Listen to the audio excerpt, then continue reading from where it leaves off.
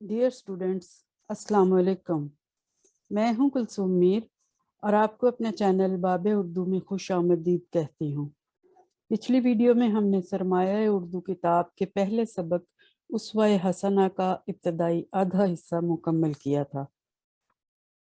आज हम उसी सबक का बकिया हिस्सा मुकम्मल करेंगे, तो आइए सबक शुरू करते हैं। स्टूडेंट्स, हम सबक उसवा-ए हसना सैयद सुलेमान नदवी जिसके मुसन्निफ हैं, इस सबक को हमने शुरू किया था और उसका तकरीबन पहला आधा हिस्सा हमने पिछली वीडियो में मुकम्मल किया था।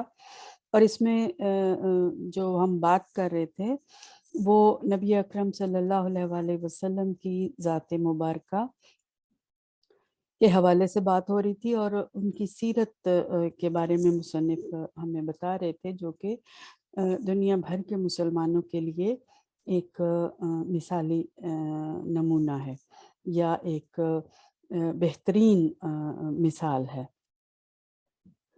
और उसी सिलसिले में बात आगे चलेगी कि हमारी जिस्मानी जो कैफियत हैं, दिली कैफियत हैं, उनके बारे में मुसन्निफ अब बात कर रहे हैं कि वो अफ़ाल जिनका ताल्लुक दिल और दिमाग से है और जिनकी ताबीर हम आमाल क़ल्ब या जज्बात और एहसासात से करते हैं।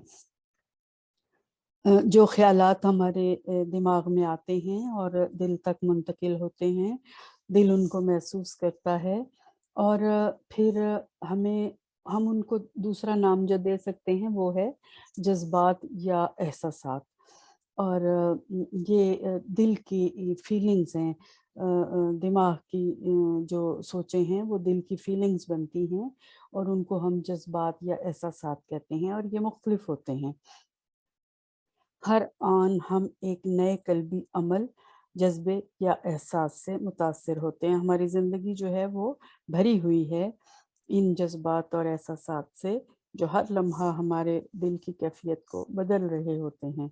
हम कभी राज़ी हैं, कभी नाराज़, कभी खुश हैं, कभी गमज़दा, कभी मसाइब से दो चार हैं और कभी नेमतों से माला माल, कभी नाकाम होते हैं और कभी कामयाब। और इन सब हालतों में हम मुख्तलिफ जज्बात के मातहत होते हैं।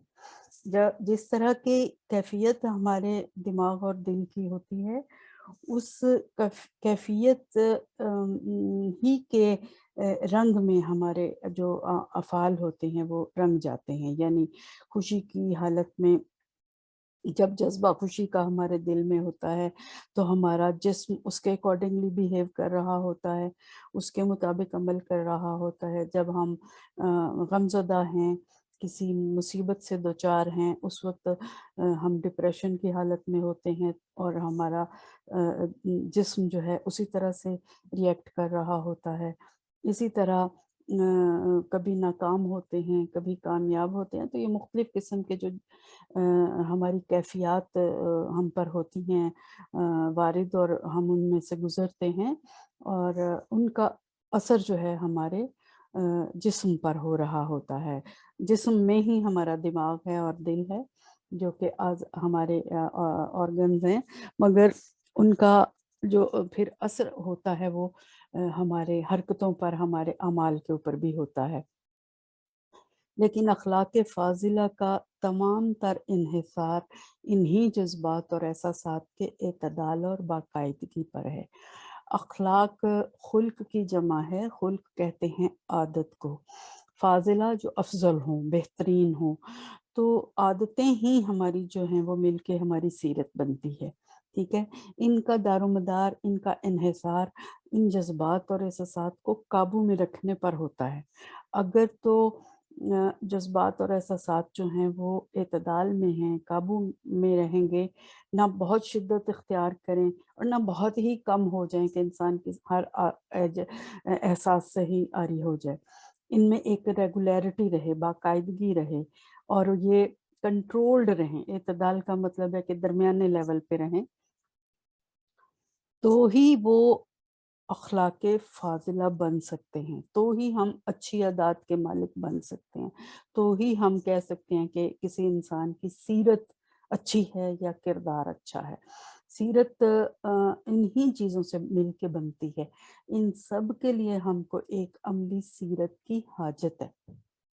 कैसे कि किस तरह हम सीख सकते हैं कि हमारे भी जज़्बात और एहसासात किसी मिसाली किरदार के मुताबिक ढल जाएँ। कोई अमली नमूना ऐसा हो हमारे पास जो कि बेहतरीन हो, या जो कि मुकम्मल हो, या जो जिसमें कोई कमी बेशी ना हो, जो हर लिहाज से परफेक्ट हो। ऐसी अमली सीरत की हमें हाजत है। और वो अमली सीरत किसकी है? वो हमारे मज़हब ने हमें जो मुहैया की है या हमें फ़राहम की है, वो हमारे पैगंबर नबी आखिरुज़्ज़मा सल्लल्लाहु अलैहि वसल्लम, हज़रत मोहम्मद सल्लल्लाहु अलैहि वसल्लम, उनकी अमली सीरत है। ठीक है? उसी की हमें हाजत है, उसी की हमें ज़रूरत है। फिर कुछ मुख्तलिफ़ अखलाकी पहलुओं का ज़िक्र आगे मुसन्निफ़ कर रहे हैं। अज़्म व इस्तिक़लाल, शुजाअत, सब्र, शुक्र, तवक्कुल, रज़ा, तक़दीर, मुसीबतों की बर्दाश्त, कुर्बानी, क़नाअत, इस्तिग़ना, ईसार, जूद, तवाज़ु, ख़ाकसारी, मस्कनत, नशेब व फ़राज़, बुलंद व पस्त, तमाम अखलाकी पहलुओं के लिए जो मुख्तलिफ़ इंसानों को मुख्तलिफ़ हालतों में या हर इंसान को मुख्तलिफ़ सूरतों में पेश आते हैं। ठीक है? ये जो अखलाकी पहलू हैं, जो मुसन्निफ़ ने गिनवाए हैं, अज़्म और इस्तिक़लाल, इरादे की मज़बूती या इरादे का कायम रहना, ये भी अखलाकी पहलू है। ये नहीं कि डामाडोल होता रहे इंसान, कभी कुछ नहीं। इरादा जो सी का अमल को, काम को करने का वो करे, उसमें उसको मुस्तकिल रहना चाहिए, इस्तिक़लाल उसके अंदर होना चाहिए, और उसमें डट जाना चाहिए। ये भलाई के कामों के लिए बात होगी। और शुजाअत, बहादुरी, सब्र और शुक्र करना, सब्र भी एक जज़्बा है, एक अखलाकी पहलू है, अखलाक में शामिल होना चाहिए। और हमारे मज़हब ने हमें ये बातें सिखाई हैं। मज़हब हमें सब्र के बारे में तलकीन करता है, मुसीबतों की बर्दाश्त के बारे में तलकीन करता है। कुरान में अल्लाह ताला ने खुद फरमाया है कि मा अस्वाबा मिन मुसीबतिन इल्ला बिइज़्निल्लाह, सूरह तौबा की एक आयत है, और जिसका मतलब है कि कोई भी मुसीबत जो है वो अल्लाह के हुक्म के बगैर नहीं आती। फिर कुरान ने हमें सिखा दिया कि जब आ जाए मुसीबत तो क्या करना है, फिर सब्र करना है, ठीक है? और शुक्र करना है, वावीला नहीं मचाना, अल्लाह जिस हाल में रखे उस हाल में रहना है, और उसको तवक्कुल कहते हैं, उसको बर्दाश्त भी कहते हैं। उसको अल्लाह ताला ने कुरान में बता दिया है तरीका कि एक जब मुसीबतें आएँ या परेशानी आए या तकलीफ़ आए, तो आप एक तो पहली बात ये है कि इस पर हमारा ईमान होना चाहिए कि ये जो हमें आज़माइश में डाला गया है, जो मुसीबत में हमें डाल दिया गया है, या जो तकलीफ़ आई है, वो कभी बीमारी की शक्ल में आ जाती है, कभी किसी माली परेशानी की शक्ल में आ जाती है, कभी कोई शक्ल होती है, कभी कोई शक्ल होती है। तो फिर ये कहा कि अगर आ गई है तकलीफ़ तो फिर क्या करो? फिर वस्ताइनु बिस्सब्रि वस्सलात। ये दीन हमें सिखा रहा है, इस्लाम हमें सिखा रहा है, ठीक है ना? तो फिर तुम क्या करो? मदद माँगो, मदद हासिल करो किससे? सब्र से और नमाज़ से। तो अल्लाह ताला ये भी कहता है, इरशाद खुदाबंदी है कि इन्नल्लाहा मअस-साबिरीन, यकीनन अल्लाह सब्र करने वालों के साथ है। फिर जब इंसान अल्लाह ताला के भेजे हुए मुश्किलात और मसाइब को बर्दाश्त करता है, सब्र करता है, उसको याद भी करता है, उसका शुक्र भी करता है, उस पर तवक्कुल भी करता है, तो अल्लाह ताला जो है वो फिर उसका अजर भी देता है। अल्लाह कहता है कि मैं उसकी फिर मदद भी करता हूँ, मैं उसके साथ हूँ। साथ होने का यही मतलब है कि अल्लाह ताला फिर मुश्किल के बाद आसानी भी देता है, ठीक है ना? तो ये भी अल्लाह ताला कहता है कि हर मुश्किल के बाद आसानी आती है, ज़रूर आती है। सो ये सब चीज़ें जो हैं ये हमारे اخلاقی پہلو ہیں جو کہ ہمیں خود اس کے لیے رہنمائی ہمارا اسلام مذہب ہمیں دے رہا ہے، اور اس کا جو عملی نمونہ ہے وہ ہمیں نبی پاک صلی اللہ علیہ وسلم کی سیرت کے ذریعے مل جاتا ہے کہ انہوں نے کس موقع پر ہر طرح کا جو موقع ہے یا ہر قسم کا جو مشکل لمحہ ہے وہ ان کی زندگی میں آیا ہے، وہ اس میں سے گزرے ہیں، ہر جذبے سے، ہر دور سے وہ گزرے ہیں، تو اس میں انہوں نے کس طرح سے بیہیو کیا یا کس طرح سے اس کو برداشت کیا یا کیسے وہ اس کے اندر سے گزرے، اس دور میں سے ہر طرح کا دور آیا، خوشیوں کا دور بھی آیا، غموں کا دور بھی آیا، تکالیف بھی آئیں، بیماری بھی آئی، ہر دور میں انہوں نے کس طرح سے عمل کیا، تو وہ چیزیں جو ہیں ہمیں ان کی سنت کے ذریعے سے، ان کی سیرت کے ذریعے سے ہمیں یہ معلوم ہوتی ہیں چیزیں، لہٰذا ہمیں سیکھنے کی ضرورت ہے۔ قربانی کا جذبہ انہوں نے، نبی پاک صلی اللہ علیہ وسلم نے سکھایا کہ انسان کی جو اللہ تعالیٰ کی مخلوق ہیں، جو دوسرے انسان ہیں، ان کے لیے آپ نے اپنی خواہش کو قربان کر دینا ہے، اپنے مال کو قربان کرنا ہے، اپنی خواہش کو قربان کرنا ہے، اپنی خوشی کو قربان کرنا ہے۔ قربانی کا جذبہ ایک انسانی فطری جذبہ ہے جو فطرت ہم سے، جو نیچر ہم سے، یا جو اللہ کی ذات ہم سے تقاضا کرتی ہے، وہ پیغمبروں سے شروع ہو کر اب تک چلا آ رہا ہے کہ پیغمبروں نے بھی دی قربانیاں، تو آگے جو نسلیں آ رہی ہیں یا جو دور آتے چلے جا رہے ہیں، جو لوگ دنیا میں ہیں، ان کو بھی یہ جذبے اپنے اندر پیدا کرنے کی ضرورت ہے۔ تو قناعت کرنا، جو اللہ نے دیا ہے اس کے مطابق اسی میں خوش رہنا، زیادہ لالچ اور ہوس نہ کرنا، استغنا، غنی ہو جانا، وہ بھی بے نیاز ہو جانے کو کہتے ہیں کہ اللہ نے جو دیا ہے اس میں خوش ہو جائیں، بے نیاز ہو جائیں، ہر وقت یہ نہ ہو کہ اس کے پاس یہ ہے تو میرے پاس کیوں نہیں ہے۔ ایثار کا جذبہ، یہ وہی قربانی کی بات ہے، قربانی کا جذبہ، اور جود، مہربانی، دوسروں کے ساتھ نرمی، محبت، مہربانی سے پیش آنا، تواضع کا جذبہ کہ کوئی گھر آیا مہمان ہے تو اس کی خاطر تواضع کرنا، یہ نہیں کہ اس کو کہنا کہ نہیں ہمارے پاس تو کچھ ہے ہی نہیں۔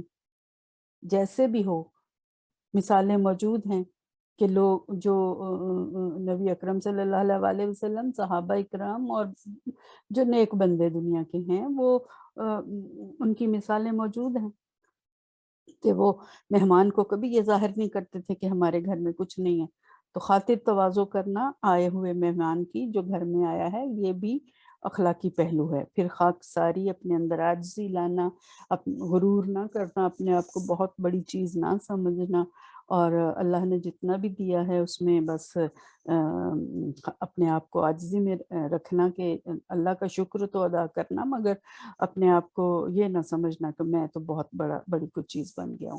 اسی طرح مسکین ہونا بھی یہی ہے کہ عاجزی اپنے اندر پیدا کرنا۔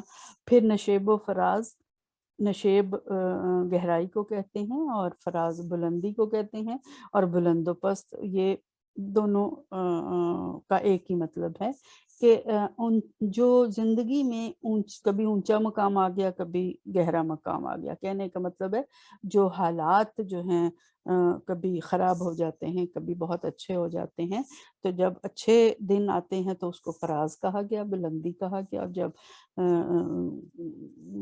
برے دن آ گئے، مشکل دن آ گئے تو نشیب کہا گیا۔ اتار چڑھاؤ بھی آپ کہہ سکتے ہیں، زندگی میں مختلف اتار چڑھاؤ آتے رہتے ہیں، اتار نشیب ہو گیا، چڑھاؤ فراز ہو گیا۔ اسی طرح بلند اور پست، بلند اور پست دوسری سینس میں بھی ہم لے سکتے ہیں کہ جیسے معاشرے کے اندر جو ایک بن گیا ہے ایک ٹرینڈ کے کوئی اپنے آپ کو اونچے مقام پہ سمجھتا ہے، کوئی آپ کو نچلے مقام پہ سمجھتا ہے، مگر اسلام کی نظر میں تقوی کی بنیاد پر بلندی پستی ہوتی ہے، باقی کوئی چیز معنی نہیں رکھتی، نہ دولت، نہ عہدہ، نہ کوئی दुनियावी जो मर्तबा है वो चीज़ें नहीं, इस्लाम जो है उसको उन चीज़ों को कोई अहमियत नहीं देता। इस्लाम सिर्फ़ देखता है कि अल्लाह का तक़वा जो है, अल्लाह का डर, अल्लाह का ख़ौफ़, अल्लाह के ऊपर ईमान किसी का कितना पुख्ता है और मज़बूत है या किस लेवल पर है, तक़वे का लेवल कितना ज़्यादा है। लिहाज़ा इस्लाम सिर्फ़ उन चीज़ों को अहमियत देता है। ये जो सारी बातें पीछे बताई गईं, तमाम अखलाकी पहलू हैं उनके लिए जो मुख्तलिफ इंसानों को मुख्तलिफ हालतों में या हर इंसान को मुख्तलिफ सूरतों में पेश आते हैं, ठीक है ना? हर इंसान जो है इन जज्बों से, इन पहलुओं से कभी ना कभी रूशनास होता है और उनमें से गुजरता है और ये पेश आते रहते हैं उसकी ज़िंदगी में। और हमें अमली हिदायत और मिसाल की ज़रूरत है। हम सबको, ये नहीं कि किसी को है ज़रूरत और किसी को नहीं है। वो हम सबको कहाँ मिल सकती है? सिर्फ़ और सिर्फ़ जो है वो पैगम्बर इस्लाम सल्लल्लाहु अलैहि वसल्लम की सवाने में मिल सकती है। और किसी शायर ने क्या खूब कहा कि आपका कौलो अमल तफ़सीर है कुरान की, इत्तबाए मुस्तफ़ा मेराज है इंसान की। और मौलाना ज़फ़र अली ख़ान ने कहा कि सारे जहाँ की प्यास बुझानी मुहाल है, इस्लाम के प्यालाए लबरेज़ के बगैर। इस्लाम एक ऐसा प्याला है जो लबालब भरा हुआ है और जो इसकी तालीमात हैं वो हमारी हर किसी की प्यास को बुझा सकते हैं। प्यास से मुराद है कि जो हम तकाज़ा करते हैं, जो हम सवाल हमारे ज़हन में उभरता है हमारी ज़िंदगी के गुज़ारने के हवाले से कि कैसे किया जाए, कैसे किया जाए? इस्लाम हमें उन सब के जवाबात देता है और वो सब जवाबात किसके ज़रिए हम तक पहुँचते हैं या मिल सकते हैं? वो पैगम्बर इस्लाम सल्लल्लाहु अलैहि वसल्लम की सवाने ज़िंदगी के हालात या दूसरे लफ्ज़ों में आप कह सकते हैं कि सीरत से मिल सकते हैं।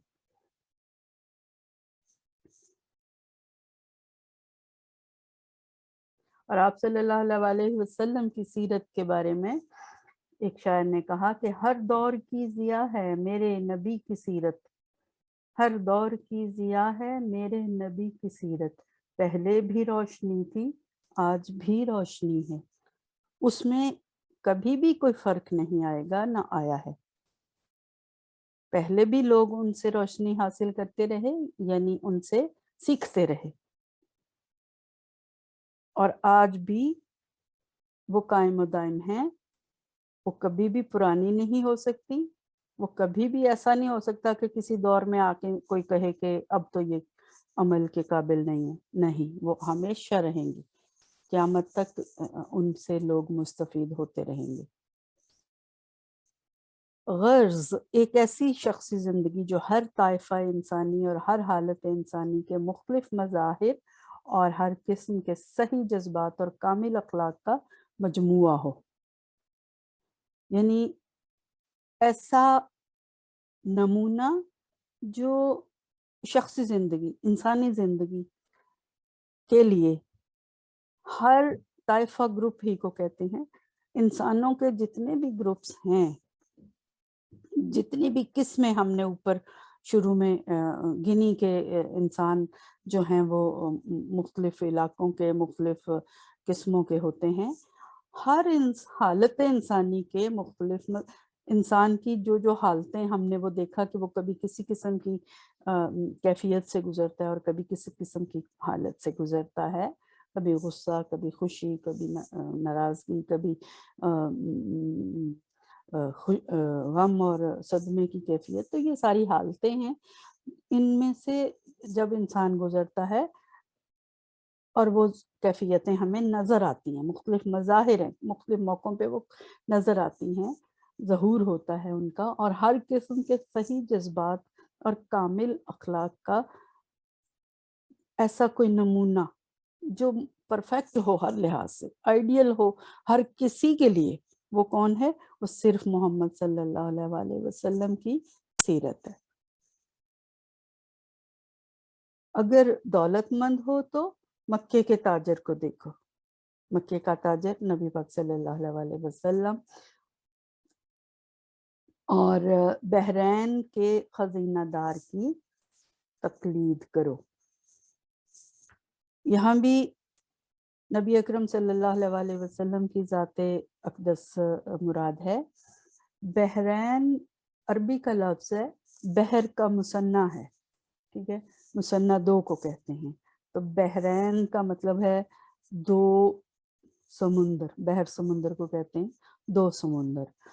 اور دراصل یہ خلیج فارس اور بحیرہ عرب کے سنگم پر سعودی عرب اور قطر کے درمیان 5 جزائر کا ایک مجموعہ، جس کو آج کل UAE کہا جاتا ہے، یعنی یونائٹڈ عرب ایمریٹس۔ یہ ایمریٹس جو ہیں یہ ان میں سے ایک جزیرہ بحرین نام کا ہے، ٹھیک ہے۔ تو اب تو یہ اکٹھے ہو گئے ہیں نا، تو پہلے الگ الگ جب ہوا کرتے تھے تو پرانے زمانے میں یہ بحرین جو تھا یہ موتیوں کی، قیمتی موتیوں کی تجارت کا مرکز ہوا کرتا تھا، اور حضور صلی اللہ علیہ وسلم نے اپنے ایک صحابی حضرت العلا بن الحضری کی قیادت میں ایک فوج بھیجی یہاں پر فتح کرنے کے لیے بحرین کو۔ انہوں نے کچھ جزائر فتح بھی کر لیے، اور یہاں کا جو خزانہ تھا جو انہوں نے حاصل کیا اور مال غنیمت، وہ سارا لے جا کر حضور صلی اللہ علیہ وسلم کی خدمت میں پیش کر دیا۔ آپ صلی اللہ علیہ وسلم اپنے پاس تو کچھ نہیں رکھتے تھے، وہ تقسیم کر دیتے تھے مستحق لوگوں میں۔ ان فوجیوں کو بھی حصہ دیا جاتا تھا، اس کی تقسیم کا ایک طریقہ کار ہوتا تھا۔ نبی کا حصہ بھی اللہ تعالیٰ نے مختص کیا ہوا تھا، مگر آپ صلی اللہ علیہ وسلم اپنا حصہ بھی مستحق لوگوں میں تقسیم کر دیا کرتے تھے، انہی پر خرچ کر دیا کرتے تھے۔ تو خزانے کے مالک تو وہ بنتے تھے، وقتی طور پہ خزینہ دار تھے، اتنا کچھ ان کے ہاتھ لگتا تھا، لیکن تقلید کرو، یعنی ان کو فالو کرو، ان جیسا عمل تم بھی کر کے دکھاؤ، ان کو ان کی پیروی کرو، کہ وہ مال آتا تھا مگر جمع نہیں کرتے تھے، آگے خرچ کر دیتے تھے۔ اگر غریب ہو تو شیب ابی طالب میں میسور اور مدینے کے مہمان کی کیفیت سنو۔ اب جب کوئی غریب ہوتا ہے تو اس کی کیا کیفیت ہوتی ہے؟ شیب ابی طالب میں محصور، محصور ہوتا ہے قید ہو جانا، جس کا محاصرہ کر لیا جائے۔ تو شیب ابی طالب جو ہے یہ مکہ مکرمہ میں مکہ کے قریب ہی ایک پہاڑ کی گھاٹی ہے، جس میں قریش والوں نے حضور اقدس صلی اللہ علیہ وسلم اور ان کے خاندان سے انہوں نے قطع تعلق کر لیا تھا، تو وہ لوگ چلے گئے تھے وہاں پر۔ حضرت ابو طالب جو آپ کے چچا تھے، ان کے کہنے پر وہ سب اس گھاٹی میں منتقل ہو گئے اور وہاں پناہ لے لی۔ تو انہوں نے قریش جو تھے، قریش مکہ، انہوں نے معاشرتی بائیکاٹ کر دیا تھا ان سب کے ساتھ۔ 3 سال تک یہ سلسلہ چلتا رہا۔ قریش والوں نے ایک معاہدہ لکھا اور کہا کہ کوئی شخص محمد صلی اللہ علیہ وسلم کے خاندان سے بالکل رابطہ نہیں رکھے گا، ورنہ ان کو سزا دی جائے گی۔ تو لوگ جو تھے وہ کوئی رحم دل چند لوگ جو تھے وہ چھپ چھپ کر جا کر کسی وقت رات کو ان کو کچھ مدد پہنچا دیا کرتے تھے۔ تو یہ معاہدہ انہوں نے خانہ کعبہ کی دیوار، کچھ اس کی شرائط انہوں نے اس میں درج کی، اور وہ انہوں نے لٹکا دیا بند کر کے خانہ کعبہ کی دیوار پر۔ اب بڑا برا وقت دیکھا حضور صلی اللہ علیہ وسلم کے اہل خاندان نے، اور ان کے جو ساتھی ایمان لائے تھے ان پر انہوں نے، اور وہ لوگ 3 سال تک وہاں بند رہے پناہ لے کر۔ لیکن پھر کیا ہوا کہ حضرت हज़रत मोहम्मद सल्लल्लाहु अलैहि वसल्लम के पास अल्लाह ताला ने एक दिन वही भेजी और कहा कि इनको बताएं जाकर कि वो जो काबे में उन्होंने लटका रखा है मुआहिदा, उसको दीमक खा गई है। लिहाजा वो हजूर सल्लल्लाहु अलैहि वसल्लम ने अपने चचा से कहा कि कुरैश मक्का के जो सरदार हैं उनको जाकर बताएं और उनको कहें कि वो इसको चेक करें।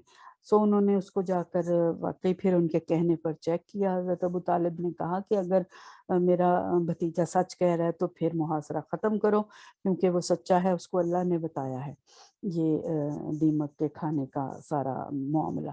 फिर वो कुरैश वालों ने जब जाके चेक किया तो देखा कि वाकई दीमक उसको खा गई है, लेकिन सिर्फ अल्लाह और मोहम्मद सल्लल्लाहु अलैहि वसल्लम के नाम जो थे वो छोड़ दिए उसने, दीमक ने, वो नहीं खाए।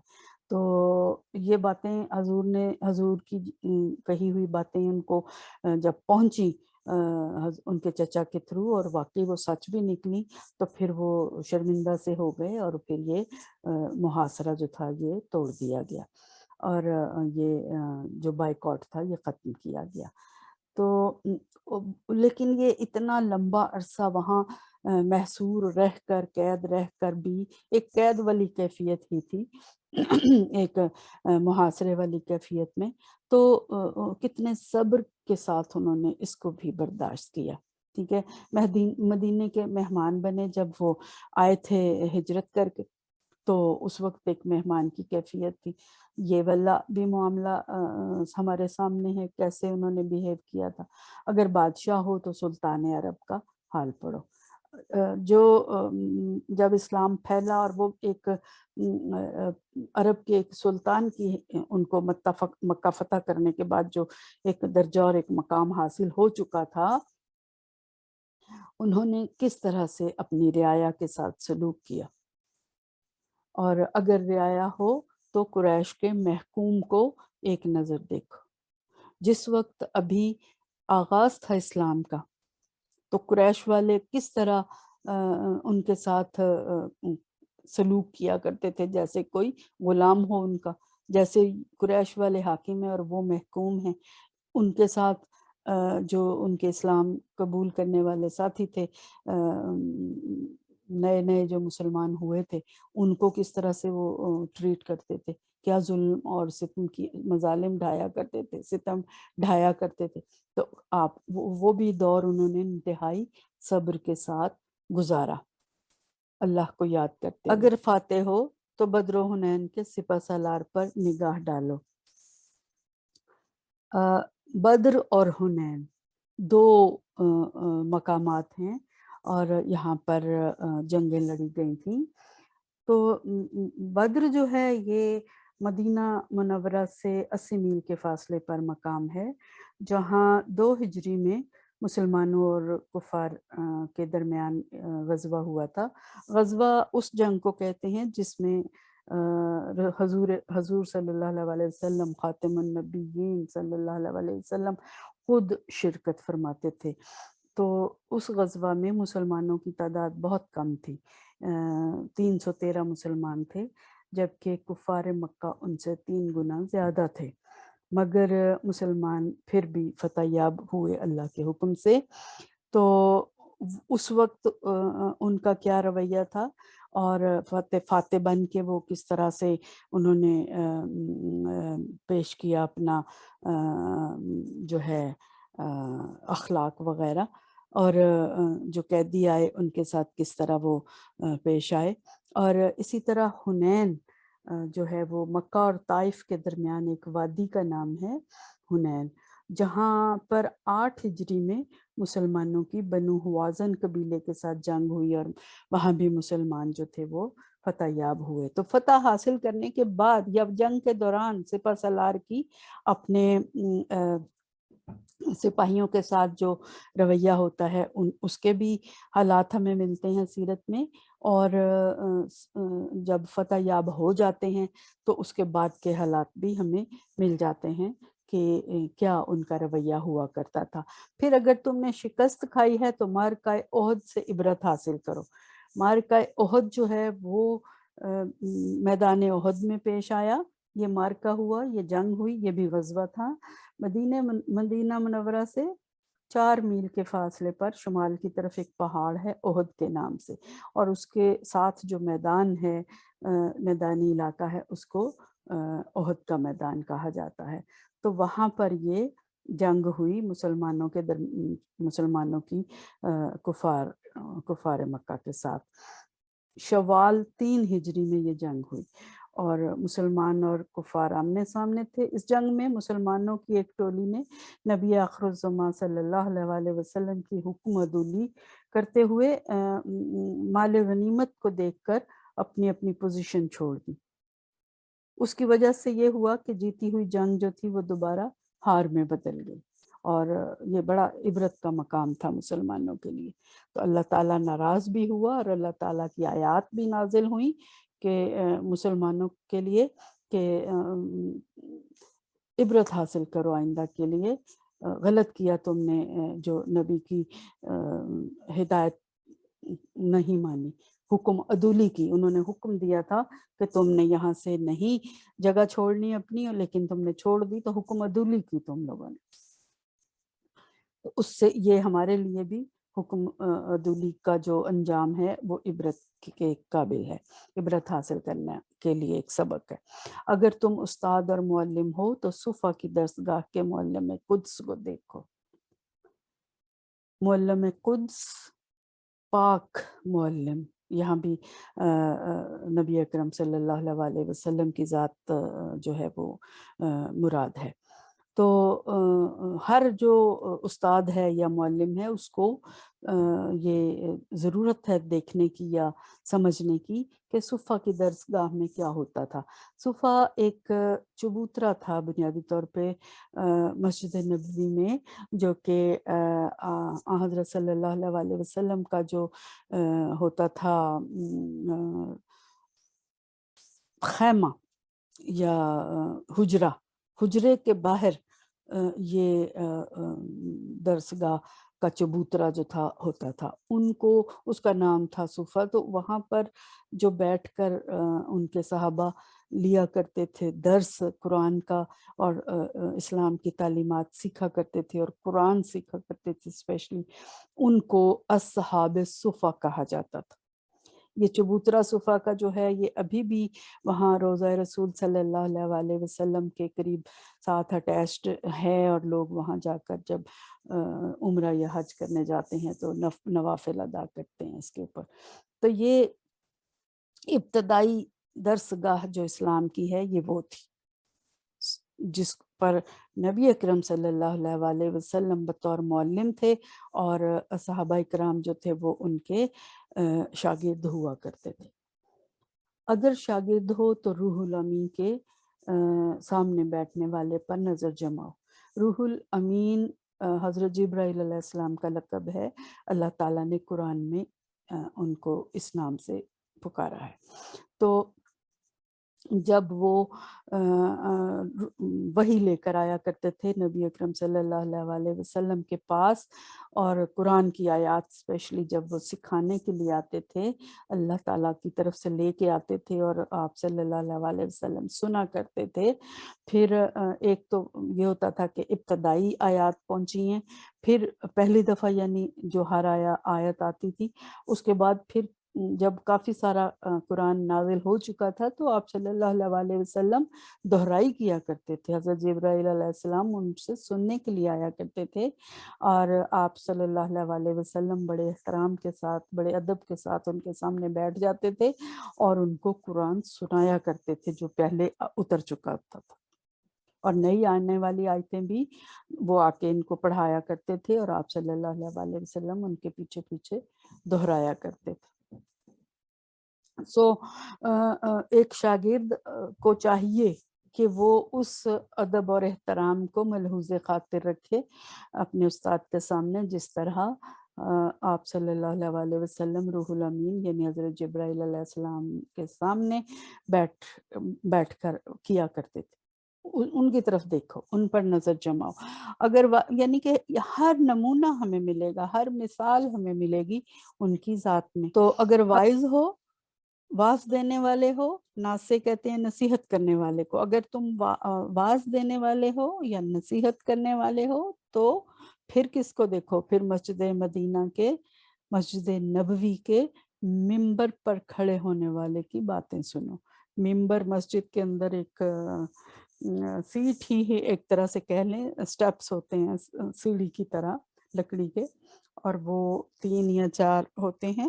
اور جب جماعت وغیرہ ہو چکتی ہے، نماز پڑھ لیتے ہیں، اس کے بعد نبی پاک صلی اللہ علیہ وسلم لوگوں کو قرآن کے بارے میں بتاتے تھے، اسلام کے بارے میں بتاتے تھے، اور اسی طرح ان کے اخلاق کی تربیت کیا کرتے تھے. اگر تنہائی اور بے کسی کے عالم میں حق کی منادی کا فرض انجام دینا چاہتے ہو تو مکے کے بے یار و مددگار نبی صلی اللہ علیہ وسلم کا اسوہ حسنہ تمہارے سامنے ہے.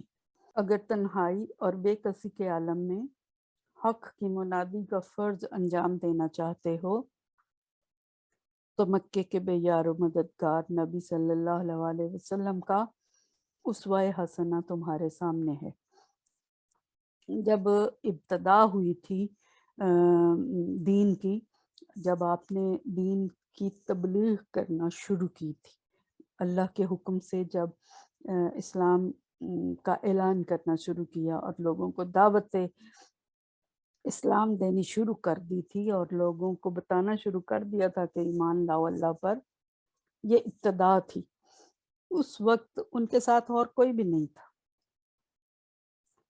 تو تنہا تھے، اور کوئی ان کے پاس طاقت نہیں تھی، کوئی ان کے ساتھ کوئی جیسے کہتے ہیں کہ مالی معاونت نہیں تھی، بے کسی کا عالم تھا، پاور نہیں تھی، کوئی زور نہیں تھا، کوئی عہدہ نہیں تھا.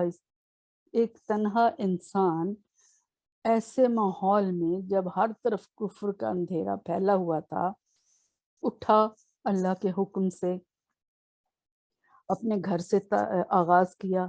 سب سے پہلے اپنی بیوی کو بتایا، حضرت خدیجہ رضی اللہ تعالی عنہا ام المومنین، ان کو بتایا، انہوں نے اسلام قبول کیا. پھر آپ کے جو دوست تھے غار یار جن کو کہتے ہیں ہم، حضرت ابوبکر صدیق رضی اللہ تعالی عنہ، ان سے بات کی، انہوں نے بھی سب سے پہلے مردوں میں سے قبول کیا.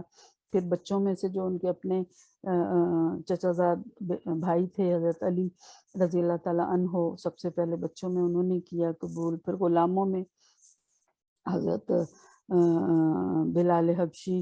اس طرح چیدہ چیدہ لوگ تھے. آہستہ آہستہ پھر یہ بڑھتا چلا گیا جو گروپ ہے. لیکن آغاز جو تھا یہ انتہائی بے کسی کا عالم تھا، پر حق کا اعلان شروع کر دیا. منادی اعلان کرنے کو کہتے ہیں. منادی وہ ہے جو اعلان کر رہا ہوتا ہے، ٹھیک ہے، اس کو منادی کہتے ہیں. اس کا ایک منادی کا، ایک اعلان کرنے والے کا اگر تم بھی انجام دینا چاہتے ہو تو آپ حضور اکرم صلی اللہ علیہ وسلم کا اسوہ حسنہ دیکھو. وہ مکے کے ایک بے یار و مددگار منادی تھے، ٹھیک ہے نا. تو یہ بھی ہمارے سامنے نمونہ اس رنگ میں بھی نظر آتا ہے. مصنف نے ان کی ذات کو ایک گلدستہ سے تعبیر کیا، استعارہ تشبیہ دی ہے ان کو کہ وہ جیسے ایک گلدستہ تھا. جس طرح گلدستے میں رنگ برنگے پھول ہوتے ہیں، اس طرح ان کی شخصیت میں تمہیں ہر رنگ ملے گا. ان کی سیرت میں ہمیں ہر رنگ نظر آتا ہے، ہر طرح کے دور سے وہ گزرے. اگر تم حق کی نصرت کے بعد اپنے دشمنوں کو زیر اور مخالفوں کو کمزور بنا چکے ہو تو فاتح مکہ کا نظارہ کرو. نصرت فتح کو کہتے ہیں، کامیابی کو کہتے ہیں. حق کی فتح جب ہوئی اور آپ صلی اللہ علیہ وسلم نے اپنے دشمنوں کو زیر کر دیا، ان کو ہرا دیا، مخالف کمزور پڑ چکے تھے، تو پھر کیا ہوا؟ فاتح بن کر مکہ میں آپ صلی اللہ علیہ وسلم داخل ہوئے. اور وہ کس طرح سے داخل ہوئے؟ कोई वो ढोल धमाका करते हुए मक्का में दाखिल नहीं हुए थे, कोई वो ड्रम बजाते हुए नहीं दाखिल हुए थे। वो इंतहाई आजिज़ी के साथ अपने ऊँटनी पर सवार थे, और सर आपका गर्दन झुकी हुई थी और ठोड़ी जो थी वो छू रही थी उनके सीने को, इतना सर झुका हुआ था, और अल्लाह की बारगाह में झुके हुए थे, और ज़ुबान पर अल्लाह की हम्दो सना जारी थी। इस तरह आजिज़ी के साथ वो, क्योंकि वो शुक्र अल्लाह का अदा कर रहे थे कि या अल्लाह, मैं यहाँ से किस तरह रुखसत हुआ था मक्का से, जो कि उनका आबाई शहर था। आप जानते होंगे कि जब वो हिजरत करके गए थे हज़रत अबू बकर सिद्दीक़ के साथ आप सल्लल्लाहु अलैहि वसल्लम, तो तकरीबन आखिरी पहर रात का था, फजर के टाइम पे, सहरी के टाइम पे, उस वक्त वो निकले थे घर से, और गार सौर में 3 दिन छुपे रहे, और फिर 3 दिन वहाँ छुपने के बाद जाके कहीं वो वहाँ से निकले, और उसके बाद फिर कई दिन सफ़र में गुजार के तो मदीना पहुँचे थे, बेकसी के आलम में, बेयारो मददगार, लेकिन अल्लाह उनके साथ था। तो अब जब फतह करके आए हैं, मक्के में दाखिल हुए हैं फातिह बनकर, तो एक बड़ा लश्कर उनके साथ, लेकिन फिर भी उन्होंने इंतहाई सब्र तहम्मुल के साथ, बर्दाश्त के साथ, आजिज़ी के साथ फातिह बनकर आए, और सब दुश्मनों को माफ़ कर दिया, आम माफ़ी का ऐलान कर दिया। बदला लेना चाहते तो ले सकते थे, मगर किसी से बदला नहीं लिया आप सल्लल्लाहु अलैहि वसल्लम ने। तो ऐसे तुम भी देखो कि एक मक्का को फतह हासिल मक्का फतह करने वाला फातिह किस तरह से दाखिल होता है, और किस तरह से वहाँ पर के लोगों के साथ उसका रवैया रखा गया, कैसे उसने उन दुश्मनों को माफ़ कर दिया। अगर अपने कारोबार और दुनियावी जिद्दोजहद का नज़्म व नस्क दुरुस्त करना चाहते हो, नज़्म व नस्क यानी इंतज़ाम, दुनिया में जो तुम्हारे कारोबार हैं, या जो तुम्हारी जिद्दोजहद यानी जो तुम स्ट्रगल कर रहे हो, जो कोशिश कर रहे हो, जितनी भी कोशिशें तुम दुनिया के मामलात में करते हो, उसका सारा निज़ाम अगर दुरुस्त करना चाहते हो, तो क्या करो, बनी नज़ीर, खैबर और फदक की ज़मीनों के मालिक के कारोबार और नज़्म व नस्क को देखो। ये कबीले हैं तीनों, यहूदियों के ये कबीले हुआ करते थे, और इनकी ज़मीनें और जायदादें बहुत हुआ करती थी। तो आप सल्लल्लाहु अलैहि वसल्लम ने इन मुसलमानों के साथ, इन सब के साथ जंगें की, और इनको शिकस्त देकर इनके इलाकों पर कब्ज़ा किया, इनकी ज़मीनें मुसलमानों के कब्ज़े में आईं, जो कि ज़ाहिर है नबी अकरम सल्लल्लाहु अलैहि वसल्लम की मलकियत में आईं, लेकिन आपने उन सब को मुसलमानों की फलाह व बहबूद के लिए सर्फ कर दिया। उनके कारोबार को देखो, आप सल्लल्लाहु अलैहि वसल्लम जो थे, वो शादी से पहले भी मक्का में भी कारोबार किया करते थे, तिजारत किया करते थे, और जब आपने हज़रत खदीजा रज़ी अल्लाह ताला अन्हा से शादी की, उससे पहले भी तिजारत के लिए मुख्तलिफ़ इलाकों में जाया करते थे। तो उन्हीं का माल लेकर वो गए, और जो उनके मामलात थे, उनको जब हज़रत खदीजा ने देखा था, तो फिर उन्होंने मुतासिर होकर आपसे शादी की दरख्वास्त की थी। उनका नज़्म व नस्क देखो कि वो किस तरह से कारोबार चलाते। अगर सफरी कारोबार में हो तो बसरा के कारवाने सालार की मिसालें ढूंढो। आप सल्लल्लाहु अलैहि वसल्लम बाद में भी मदीना से भी जाया करते थे। बसरा मुल्क शाम का एक शहर, वहाँ पर अक्सर औकात वो तिजारत के सफ़र के लिए जाया करते थे, कारोबार करने के लिए जाया करते थे, और बाद में उनके साथ फिर काफ़िले हुआ करते थे। पूरा पूरा काफ़िला लेके जाया करते थे, अपना सामान लेकर जाया करते थे कारोबार के लिए, तिजारत के लिए। तो ये हमारे पास इस रंग की मिसालें भी मौजूद हैं, जो आपकी सीरत में दर्ज हैं, और हमें सबक वहाँ से हासिल हो सकता है। अगर अदालत के काजी और पंचायत के सालिस हो, तो काबे में نور آفتاب سے پہلے داخل ہونے والے ثالث کو دیکھو۔ عدالت میں جو قاضی ہوتے ہیں یا جو شہروں میں تو عدالتیں ہیں اور گاؤں میں پنچایتیں ہوتی ہیں، یہاں پر مختلف مقدمات کے فیصلے کیے جاتے ہیں۔ تو جو کوئی مقدمہ آتا ہے قاضی کے پاس، منصف ہوتا ہے قاضی، انصاف کرتا ہے، لوگوں کو انصاف مہیا کرتا ہے، اور پنچایت میں ثالث کا کردار ہوتا ہے جو انصاف مہیا کرتا ہے۔ ثالث ویسے ثلاثہ سے نکلا ہے، تیسرے بندے کو کہتے ہیں، اور اگر دو فریقین کے درمیان جھگڑا ہے یا کوئی مقدمہ ہے تو جو تیسرا شخص ہوتا ہے اس کو ثالث بنایا جاتا ہے۔ لیکن پنچایت میں ثالث جو ہوگا وہ منصف ہوگا، جس کو سارا گاؤں جو ہے وہ مانتا ہوگا، اس کی دانائی کو یا اس کے فیصلے کو سب مانتے ہوں گے، تو وہ بھی منصف کا کردار ادا کر رہا ہوتا ہے۔ اگر تم کوئی قاضی ہو یا تم کوئی ثالث ہو تو کیا کرو، اس منصف کا نمونہ تمہارے پاس ہے، تم دیکھو کہ وہ کس طرح سے فیصلے کیا کرتا تھا، جھگڑوں سے کس طرح سے لوگوں کو بچایا کرتا تھا۔ یہاں پھر نبی اکرم صلی اللہ علیہ وسلم کی ذات بابرکات کا ذکر ہے۔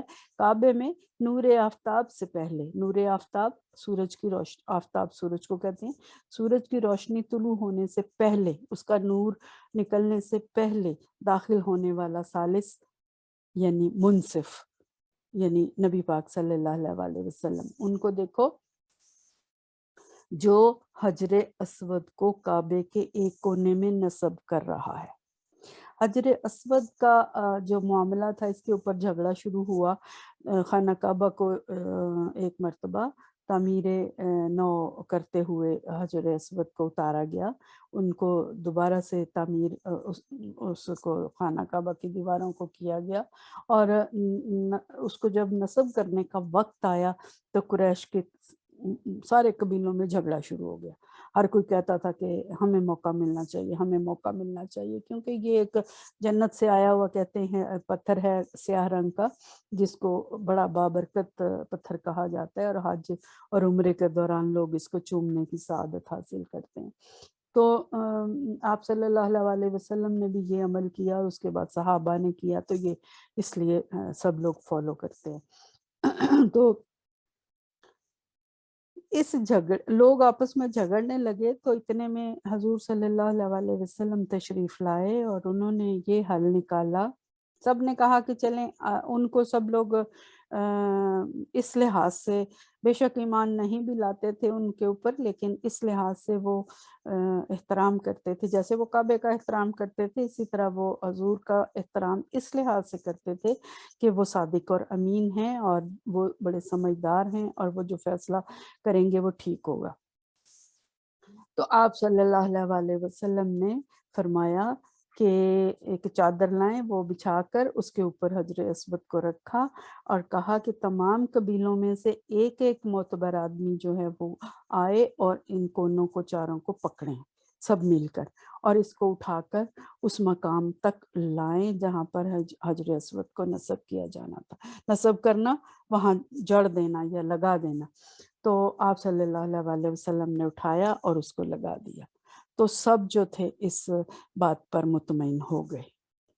اس طرح سے آپ صلی اللہ علیہ وسلم نے اس جھگڑے کو ختم کر دیا۔ مدینے کی کچی مسجد کے صحن میں بیٹھنے والے منصف کو دیکھو، جس کی نظر انصاف میں شاہ و گدا اور امیر و غریب سب برابر تھے۔ مسجد جب نئی نئی بنی تھی، مسجد نبوی، تو اس وقت وہ بالکل کچی سی مسجد ہوا کرتی تھی، اور مٹی کی دیواریں یا تھوڑے پتھر لگا کر اس کو بنایا گیا، اور اوپر کھجور کی چھال اور اس کی ٹہنیاں رکھ کے چھت بنائی گئی۔ تو اس قسم کا اس وقت اس کے حالات تھے اس وقت، اور آپ صلی اللہ علیہ وسلم وہاں صحن میں، کچے صحن میں بیٹھ کر فیصلے دیا کرتے تھے، وہ ایک منصف ہوا کرتے تھے۔ اور پھر بھی آپ صلی اللہ علیہ وسلم کی نظر میں، نظر انصاف میں، انصاف جب وہ کرتے تھے اس وقت ان کی نظر میں شاہ و گدا اور امیر و غریب سب برابر تھے۔ وہ کسی سے اس طرح متاثر نہیں ہوتے تھے کہ میرے سامنے جو آیا ہے اس کا مقام اور مرتبہ کیا ہے، اگر وہ کوئی صاحب حیثیت ہے تو میں اس کے حق میں فیصلہ دوں، نہیں، جو انصاف کا تقاضا تھا وہ اسی کو پورا کیا کرتے تھے۔ اور خود نبی پاک صلی اللہ علیہ وسلم کا فرمان ہے کہ انصاف کی ایک گھڑی برس ہا برس کی عبادت سے بہتر ہے۔ اور آپ صلی اللہ علیہ وسلم نے فرمایا تھا کہ اگر کوئی غلط کام میری اولاد میں سے، یعنی حضرت فاطمہ کے رضی اللہ تعالیٰ عنہ، جو ان کی بہت پیاری بیٹی، سب سے پیاری بیٹی تھی، اور انہوں نے کہا تھا کہ اگر وہ چوری کرے گی تو میں اس کا بھی ہاتھ کاٹ دوں گا، اس وقت یہ نہیں کہوں گا کہ یہ میری بیٹی ہے تو اس کو یہ سزا نہیں ملے گی، کیونکہ یہ سزا اللہ کی طرف سے مقرر ہے۔ سو اس طرح کا انصاف تھا ان کا۔ اگر تم بیویوں کے شوہر ہو تو خدیجہ رضی اللہ تعالیٰ عنہا اور عائشہ رضی اللہ تعالیٰ عنہا کے شوہر کی حیات پاک کا مطالعہ کرو۔ پہلی بیوی آپ کی حضرت خدیجہ رضی اللہ تعالیٰ عنہا، اور سب سے چھوٹی بیوی ان کی حضرت عائشہ رضی اللہ تعالیٰ عنہا۔ حضرت خدیجہ آپ صلی اللہ علیہ وسلم سے 15 سال بڑی تھی عمر میں، اور حضرت عائشہ بہت چھوٹی تھی، مگر آپ نے دونوں کی عزت اور محبت میں کبھی فرق نہیں آنے دیا۔ اس کے علاوہ بھی مختلف ادوار میں جو مختلف اور بیویاں بھی تھیں، نبی کو اجازت ہوا کرتی تھی ایک سے زیادہ بیویوں کی، اور آپ صلی اللہ علیہ وسلم نے عدل کا دامن کبھی نہیں چھوڑا، ہر کسی کے ساتھ انہوں نے یکساں سلوک کیا، ان کے حقوق کو یکساں پورا کیا۔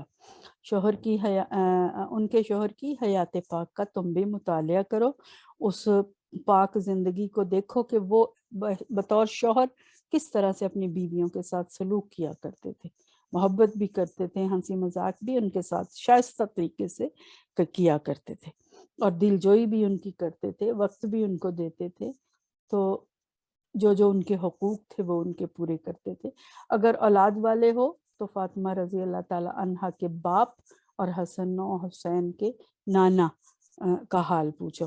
آپ صلی اللہ علیہ وسلم کی 3 اور بھی بیٹیاں تھیں، حضرت رقیہ، حضرت زینب اور حضرت ام کلثوم رضی اللہ تعالیٰ عنہا۔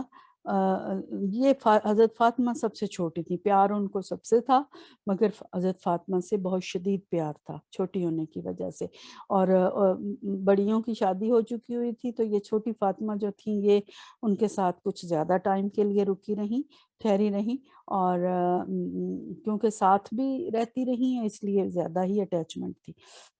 تو ان کا دیکھو کہ کیا سلوک تھا، کیا پیار تھا، شدید پیار تھا ان کے ساتھ۔ اور ان کے جو بچے تھے حضرت حسن اور حضرت حسین رضی اللہ تعالیٰ عنہ، ان کے وہ نانا تھے، تو ان کے ساتھ بھی بہت شدید پیار تھا، اور انتہا کا پیار ہمیں واقعات سے پتہ چلتا ہے۔ آپ صلی اللہ علیہ وسلم جب نماز پڑھا رہے ہوتے تھے مسجد نبوی میں، یا کبھی اکیلے نوافل پڑھ رہے ہوتے تھے، تو وہ آ کے ان کے اوپر سجدے میں جب جاتے تھے تو 2 بھائی جو تھے کبھی چڑھ جاتے تھے اور وہ سجدے کو لمبا کر دیا کرتے تھے، چاہے وہ جماعت پڑھا رہے ہیں یا اکیلے پڑھ رہے ہیں۔ اسی طرح ان کو اٹھا کے سیر بھی کراتے تھے، کندھے پہ بٹھا کے، اور ان کو چوما کرتے تھے، اور بہت مثالیں ہیں، پتہ چلتا ہے کہ کتنا زیادہ پیار کرتے تھے۔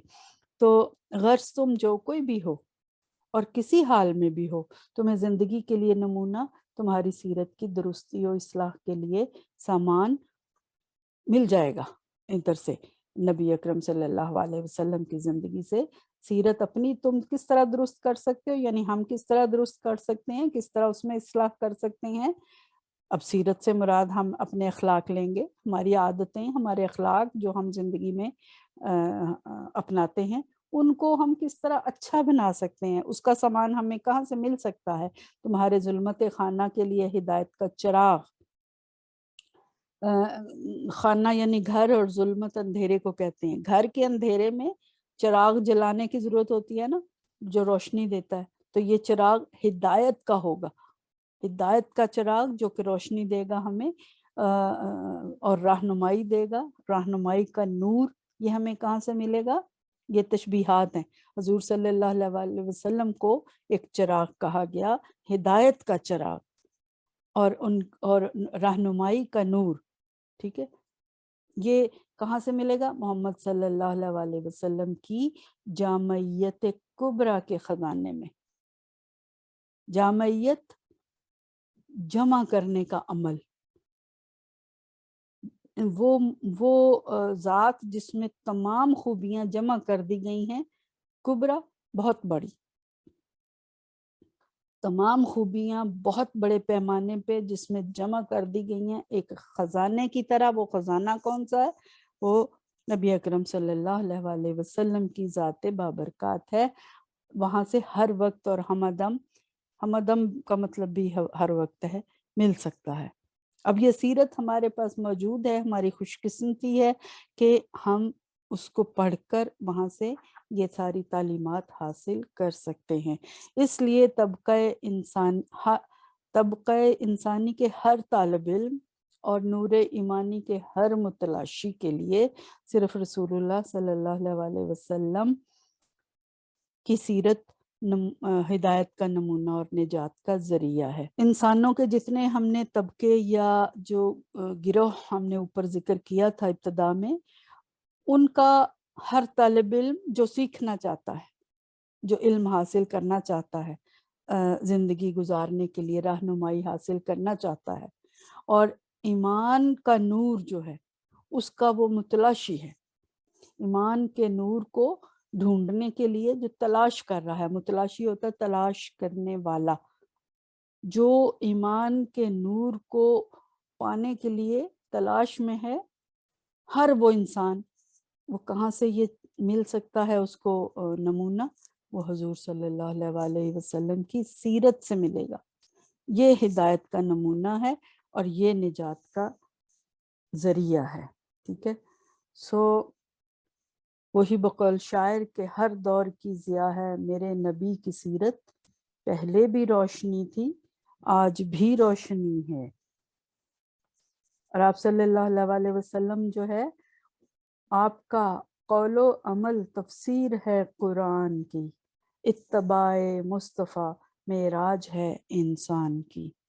تو ہمیں اتباع کرنے کی ضرورت ہے، اس سیرت کو ہم پڑھیں جس کا ایک ایک لفظ جو ہے وہ ہمارے لیے چراغ کی حیثیت رکھتا ہے، وہاں سے ہمیں روشنی ملے گی اور وہ رہنمائی کا نور ملے گا، ٹھیک ہے۔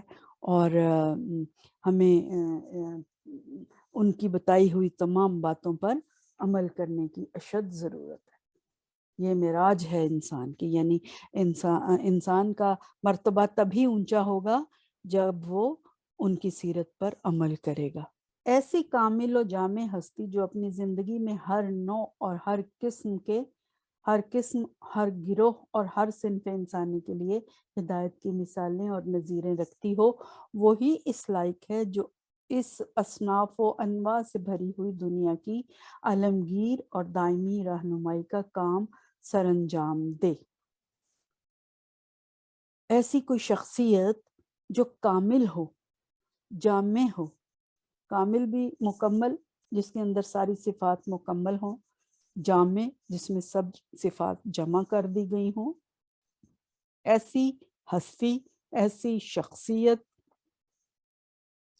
جو ہر طرح کے انسانوں کے گروہ کے لیے، گروپ کے لیے، قسم کے لیے، نوع بھی قسم کو ہی کہتے ہیں، ہر نوع یعنی ہر قسم۔ پھر وہی بات ہے، یہ جو ریپیٹیشن آف ورڈز ہوتی ہے، یہ بات کے اندر زور پیدا کرنے کے لیے ہوتی ہے، شدت لانے کے لیے ہوتی ہے، تاثیر لانے کے لیے ہوتی ہے۔ تو ان سارے الفاظ کا معنی ایک ہی ہے، ہر نوع، ہر قسم، ہر گروہ اور ہر صنف، یعنی ایک طرح کے، ہر طرح کے لوگ، ان کے لیے ہدایت کی مثالیں اور نظیریں رکھتی ہو، ہر موضوع کے اوپر، ہر پہلو کے بارے میں جو زندگی کا ہے، مثال موجود ہو کسی ایک شخصیت کے اندر، وہ ہی ایسی ہستی اس قابل ہوگی، اس لائق ہوگی، جو اصناف جمع ہے صنف کی جمع اصناف اور نوع کی جمع انواع، تو قسموں ہر طرح کی، ہر قسم کی، اس ہر قسم سے بھری ہوئی زندگی، دنیا جو ہے، انسانوں کی ہر قسم اور آپ اس سے مراد لیں گے کہ ہر قسم کے انسانوں سے بھری ہوئی یہ جو دنیا ہے، اس کی عالمگیر اور دائمی رہنمائی، ہمیشہ رہنے والی رہنمائی، اور سب کے لیے عالمگیر، سب دنیا کے لوگوں کے لیے کون رہنمائی کا کام سر انجام دے سکتا ہے؟ وہی ایک ہستی ایسی جو ہر لحاظ سے کامل ہو، جامع ہو، جو غیظ و غضب اور رحم و کرم، جود و سخا اور فقر و فاقہ، شجاعت و بہادری اور رحم دلی، رقیق القلبی، دنیا اور دین دونوں کے لیے ہمیں اپنی زندگی کے نمونوں سے بہرہ مند کر دے۔ ایسی ہستی چاہیے جو جود کہتے ہیں مہربانی کو، اور کرم نوازی کو، سخا سخاوت، فقر درویشی کو کہتے ہیں، جس فقر کا مطلب ہے کہ فقیری یہاں اس سے مراد یہ نہیں کہ بھیک مانگنا شروع ہو جائے، اس کو بھیکاری کہتے ہیں۔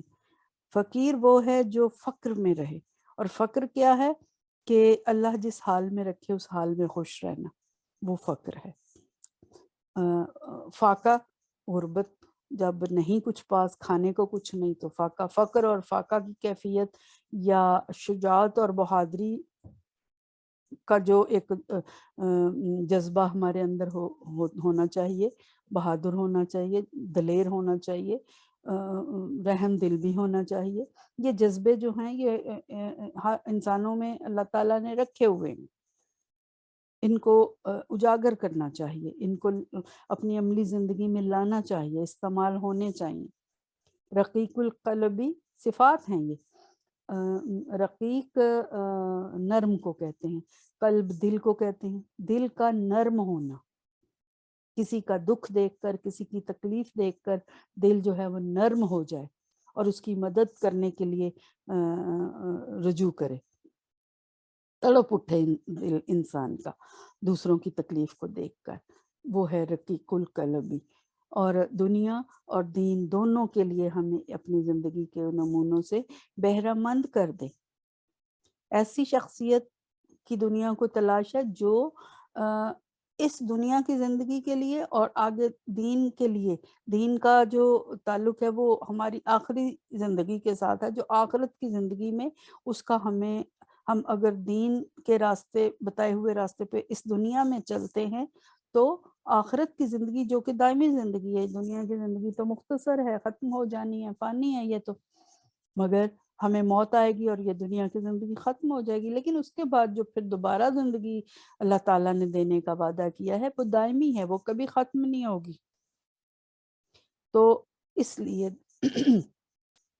دنیا اور دین دونوں کے لیے، دین میں بھی ہمارا مقام بہتر ہو جائے اور دنیا میں بھی ہماری عزت اور مقام ہمارا بہتر ہو جائے، اس کے لیے ہم ایسا کون سا کیا عمل کریں، اپنی زندگی کو کس طریقے سے گزاریں، کس نمونے پہ ڈالیں۔ ہمیں وہ شخصیت ایسی جو ہے، دنیا کو تلاش تھی کہ کوئی ایسی شخصیت ہو جو ہمیں عطا کر دے یہ سارے نمونے، بہرہ مند کرنا، دے دینا، عطا کر دینا، جو دنیا کی بادشاہی کے ساتھ آسمان کی بادشاہی، اور اس آسمان کی بادشاہی کے ساتھ دنیا کی بادشاہی بھی، اس آسمان کی بادشاہی کے ساتھ دنیا کی بادشاہی کی بھی بشارت دے۔ بشارت دینا یعنی خوشخبری دینا، یعنی دونوں جہانوں کی ہمارے لیے ہدایت موجود ہو اس دنیا میں رہ کر۔ اگر ہمارا خدا ہم سے راضی ہو گیا تو اس دنیا کی بادشاہی بھی مل گئی اور اس دنیا کی بادشاہی بھی مل گئی۔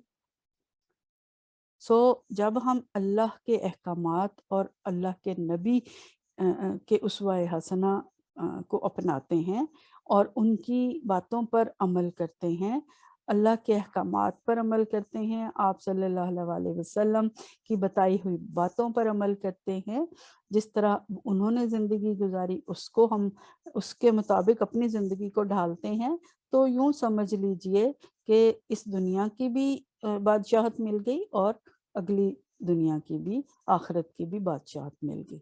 تو آپ صلی اللہ علیہ وسلم نے یہ بشارتیں دی ہیں، اور خود اللہ تعالیٰ نے بھی دی ہیں کہ فلاح پر وہی لوگ ہیں وہ لوگ فلاح پا جائیں گے جو ایمان لائیں گے اور نیک عمل کریں گے۔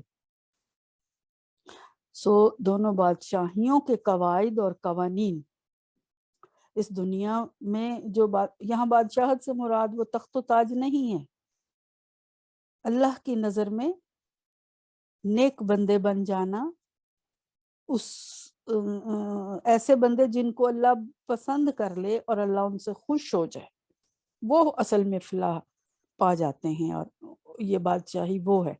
اور اس دنیا کے اور اس دنیا کے قواعد اور قوانین، قاعدہ کی جمع ہے قواعد اور قانون کی جمع ہے قوانین، تو زندگی گزارنا اس دنیا میں اس کے بھی کچھ قاعدے قوانین اللہ تعالیٰ نے بنا دیے ہیں، ٹھیک ہے، اور ہمیں ان کے اوپر چلنا ہے، اسی کو شریعت کہتے ہیں۔ اور دستور العمل، عمل دستور بھی قاعدہ ہی ہے، وہ کون سے قواعد ہیں جن پر عمل کر کے، وہ کون سے قوانین ہیں جن پر عمل کر کے کوئی ہمیں دکھا دے، اپنی زندگی میں برت کر دکھا دے، برتنا استعمال کرنا۔ تو پوری دنیا کے لوگ جو تھے وہ یہ چاہتے تھے اسلام آنے سے پہلے، اور آج ہمیں بھی ضرورت ہے کہ ہمارے سامنے کوئی ایسی شخصیت ہو جس کی زندگی کو مثال بنا کر، نمونہ بنا کر ہم دیکھ سکیں، ہم پڑھ سکیں، ہم سیکھ سکیں، ہم بھی اپنی زندگی ویسے ڈھال سکیں۔ وہ ذات کون ہے؟ وہ صرف اور صرف حضرت محمد صلی اللہ علیہ وآلہ وسلم، نبی آخر الزمان، خاتم النبیین صلی اللہ علیہ وآلہ وسلم کی ذات کاملہ ہے، بابرکات ذات ہے۔ دنیا میں نمونہ خلق عظیم آپ ہیں، نازاں ہے جس پر عظمت کردار آپ ہیں۔ آپ صلی اللہ علیہ وآلہ وسلم کا کردار جو ہے، اس پر کردار کی عظمت بھی نازاں ہے، وہ ناز کرتی ہے، اتنا عمدہ آپ صلی اللہ علیہ وآلہ وسلم کا کردار تھا۔ محمد صلی اللہ علیہ وآلہ وسلم، محمد رسول اللہ صلی اللہ علیہ وآلہ وسلم کا وجود مبارک ایک آفتاب عالمتاب تھا۔ آفتاب سورج، عالمتاب دنیا کو روشن کرنے والا۔ یہاں پر مصنف نے استعارہ کیا ہے آپ صلی اللہ علیہ وآلہ وسلم کے وجود کو، ان کی ذات کو، ان کی شخصیت کو، ان کی ہستی کو۔ آگے چل کر جب ہم گرامر پڑھیں گے پھر آپ کو تشبیہ اور استعارے کا فرق جو ہے وہ مزید ڈیٹیل سے بتایا جائے گا۔ جب کسی چیز کو خوبی کی بنیاد پر ہو بہو وہ چیز کہہ دیا جائے، اس چیز کی طرح کہنے کی بجائے وہ چیز کہہ دیا جائے، سورج کی طرح کہنے کی بجائے سورج کہہ دیا گیا، آفتاب کہہ دیا گیا، ان کے وجود کو، ان کی شخصیت کو، تو یہ استعارہ ہوگا۔ وقتی طور پر ابھی آپ اتنا سمجھ لیں، بعد میں جب گرامر پڑھیں گے آپ، قواعد جو ہیں وہ میں نے آپ کو بتایا تھا کہ آپ کے سلیبس کا چوتھا حصہ جو ہے وہ قواعد ہیں، یا گرامر دوسرا نام ہے۔ اس وقت آپ تشبیہ اور استعارے کا فرق جو ہے وہ زیادہ وضاحت کے ساتھ پڑھیں گے۔ تو یہاں پر مصنف نے تشریح میں آپ لکھ سکتے ہیں کہ مصنف نے یہاں پر آپ صلی اللہ علیہ وآلہ وسلم کی شخصیت یا وجود کو استعارہ کیا ہے سورج سے، جو ایسا سورج جو کہ پوری دنیا کو روشن کر رہا تھا، جس سے اونچے پہاڑ، ریتلے میدان، بہتی ندی، نہریں، سرسبز کھیت اپنی اپنی صلاحیت اور استعداد کے مطابق تابش اور نور حاصل کرتے تھے۔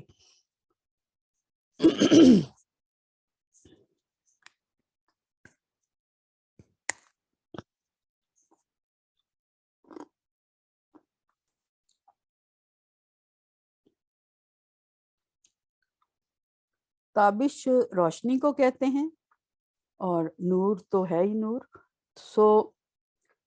جب سورج طلوع ہوتا ہے آسمان پر تو پوری دنیا میں اس کی روشنی جو ہے وہ پھیلتی ہے، وہ پہاڑوں پر بھی پڑتی ہے، وہ ریتلے میدانوں پر بھی جاتی ہے، وہ بہتی نہروں پر بھی جاتی ہے، وہ سرسبز کھیتوں پر بھی جاتی ہے۔ ہر کوئی اپنی ضرورت کے مطابق اپنی جو کہتے ہیں نا ایبزارب کرنے والی جو اس کی ایبلٹی ہے یا کیپیسٹی ہے، وہ یہاں پر مراد ہے صلاحیت اور استعداد بھی وہی بات ہے، کتنی کسی کی صلاحیت ہے اتنا وہ اس میں سے لے لیتا ہے۔ تو ہر کوئی اپنی ضرورت کے مطابق، اپنی صلاحیت کے مطابق، اپنی کیپیسٹی کے مطابق روشنی لیتا ہے، گرمائش لیتا ہے، نور لیتا ہے، ٹھیک ہے، لیکن وہ سب کے اوپر یکساں جا رہا ہے۔ سورج سب کے، یہ نہیں کہ کسی سے چھپ کے گزر جائے، کسی پہ روشنی ڈالے ہی نہ، ایسا نہیں ہے، وہ سب کے اوپر یکساں طور پر روشنی ڈال رہا ہے اور اس کی کرنیں پڑ رہی ہیں۔ ہاں، اور اس کو ایبزارب کرنے کی صلاحیت، اس سے لینے کی صلاحیت کسی کی کم ہے، کسی کی زیادہ ہے، جس کو جتنی ضرورت ہوتی ہے وہ اتنا لے لیتا ہے۔ دوسری مثال انہوں نے کیا دی ہے، یا ابر باراں تھا جو پہاڑ اور جنگل، میدان اور کھیت، ریگستان اور باغ ہر جگہ برستا تھا، اور ہر ٹکڑا اپنی اپنی استعداد کے مطابق سیراب ہو رہا تھا۔ اب یہ دوبارہ مصنف نے ایک اور استعارہ استعمال کیا ہے۔ آپ صلی اللہ علیہ وسلم کے وجود یا ہستی کو یا شخصیت کو ابر باراں کا استعارہ کیا ہے۔ ابر باراں کہتے ہیں برسنے والے بارش کو، برسنے والے بادل کو۔ ابر کا مطلب ہے بادل، ابر باراں کہتے ہیں برسنے والے بادل کو۔ ابر کا مطلب ہے بادل، باراں کا مطلب ہے بارش۔ وہ بادل جو بارش لائے، برسنے والا بادل۔ تو آپ صلی اللہ علیہ وسلم اس برسنے والے بادل کی طرح تھے جو کہ ہر کسی پر یکساں طور پر بارش گراتا ہے، پہاڑوں پر، جنگلوں پر، میدانوں پر، کھیتوں پر، ریگستانوں میں، ہر باغوں پر۔ بادل تو ہر جگہ برستا ہے، لیکن اس کا پانی جو ہے اس کو ایبزارب کرنا جو ہے وہ ہر جگہ کی اپنی اپنی صلاحیت ہے کہ وہ کتنا اس کو ایبزارب کرتا ہے۔ ہر ٹکڑا، چاہے وہ زمین کا ہے، چاہے وہ پہاڑ ہے، چاہے وہ میدان ہے، چاہے وہ جنگل ہے، چاہے وہ کھیت ہے، چاہے وہ ریگستان ہے، چاہے وہ باغ ہے، وہ اپنی اپنی استعداد کے مطابق، اپنی اپنی صلاحیت کے مطابق، اپنی اپنی کیپیسٹی کے مطابق، اپنی اپنی ضرورت کے مطابق سیراب ہو رہا ہے۔ سیراب ہونا کیا ہوتا ہے؟ سیر ہونا۔ سیراب کی کیفیت اگر میں آپ کو بتاؤں تو ایسے ہے کہ جیسے آپ سوچیں کہ شدید گرمی میں بہت زیادہ بارش ہو رہی ہو، اور بہت زیادہ مٹی جو ہے وہ خشک ہو گئی ہو اور پیاسی ہو رہی ہو، اور ایسے میں جب بارش برسنا شروع ہو تو آپ دیکھتے ہیں کہ جو مٹی ہے وہ بارش کو اپنے اندر جذب کرتی جاتی ہے، یعنی دوسرے لفظوں میں یوں کہیں کہ وہ پانی پیتی چلی جاتی ہے، بارش گرتی چلی جاتی ہے اور وہ مٹی میں ایبزارب ہوتی چلی جاتی ہے، زمین اس کو پینا شروع ہو جاتی ہے، پانی کو باہر نہیں گرنے دیتی، باہر بہنے نہیں دیتی۔ لیکن اگر وہ بارش مسلسل ہوتی چلی جائے اور مٹی جو ہے وہ مزید پانی کو اپنے اندر جذب نہ کر پائے، پھر کیا ہوتا ہے؟ پھر پانی بہنا شروع ہو جاتا ہے۔ وہ جب کیفیت شروع ہوتی ہے، پانی بہنا شروع ہو جاتا ہے، اس وقت مٹی سیراب ہو چکی ہے، اب وہ مزید پانی ایبزارب نہیں کر پا رہی، مزید پانی جذب نہیں کر پا رہی۔ اسی طرح اگر کوئی انسان شدید پیاسا ہو اور وہ پانی پینے پہ آتا ہے تو وہ 1 گلاس، 2 گلاس، 3 گلاس، چاہے پورا جگ پی جائے، وہ پانی پیتا چلا جا رہا ہے یا شربت پیتا چلا جا رہا ہے۔ اس کے بعد پھر ایک وقت ایسا آئے گا کہ وہ 1 گھونٹ بھی اور نہیں پی پائے گا، جب وہ سٹیج آتی ہے کہ ایک گھونٹ بھی اور نہیں پیا جا سکتا، اس کو کہتے ہیں سیراب یا سیر ہو جانا۔ سیراب 2 الفاظ کا مرکب ہوتا ہے، سیر اور آب۔ آب کا مطلب ہے پانی، پانی سے سیر ہو جانا، سیراب، ٹھیک ہے۔ تو یہ وہ کیفیت ہے جب مزید ایک گھونٹ اور ایک قطرہ بھی جو ہے وہ جذب نہ ہو سکتا۔ تو اس طرح آپ صلی اللہ علیہ وسلم کی جو تعلیمات تھیں وہ ہر کسی کے پاس، انسانوں کے ہر طبقے کے پاس، ہر انسان کے پاس، ہر لیول کے لوگوں کے پاس جا رہی تھی، پہنچ رہی تھی، چاہے کوئی غلام تھا، چاہے کوئی حبشی تھا، چاہے کوئی عربی تھا، چاہے کوئی اجمی تھا، چاہے کوئی غریب تھا، چاہے کوئی امیر تھا، چاہے کوئی بادشاہ تھا، ان کی تعلیمات تو سب کے پاس یکساں طور پر جا رہی تھیں، پہنچ رہی تھیں، اور وہ پہنچا رہے تھے مختلف طریقوں سے۔ ایک بادل جس طرح برستا ہے، بارش برساتا ہے سب کے اوپر یکساں، کوئی جنگل ہے، کوئی پہاڑ ہے، کوئی جہاں پر کسی کی نظر بھی نہیں پڑتی ہوگی انسان کی، وہاں بھی بارش کا پانی تو جا رہا ہے، بادل برسا رہا ہے۔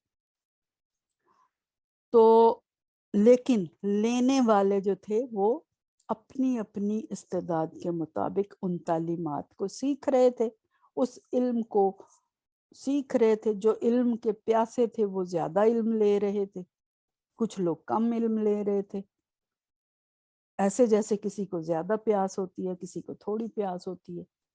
علم حاصل کرنے کی پیاس بھی ایسے ہی ہے، کسی میں زیادہ ہوتی ہے، کسی میں تھوڑی ہوتی ہے۔ جس میں زیادہ پیاس ہے وہ زیادہ لیتا ہے، وہ سیراب ہوتا ہے، اور جس میں تھوڑی پیاس ہے وہ تھوڑا لیتا ہے، اپنی اپنی استعداد کے مطابق۔ بادل برسنے والا برس رہا ہے، لیکن اس کو جذب کرنے والا کوئی کم کر رہا ہے اور جلدی بہانا شروع کر دیا، اور کوئی زیادہ جذب کر رہا ہے، اس کو زیادہ پیاس ہے اور وہ اس نے دیر سے بہایا۔ یہ مثالیں 2 جو دی ہیں، 2 استعارے کیے ہیں، ایک سورج کے ساتھ، آفتاب عالمتاب کہا، اور دوسرا بادل کے ساتھ جو کہ بارش برسا رہا ہے، ابر بارہ۔ آپ صلی اللہ علیہ وسلم یا تو اس طرح تھے یا اس طرح تھے، دونوں مثالیں تھیں۔ قسم قسم کے درخت اور رنگا رنگ پھول اور پتے جم رہے تھے اور اگ رہے تھے۔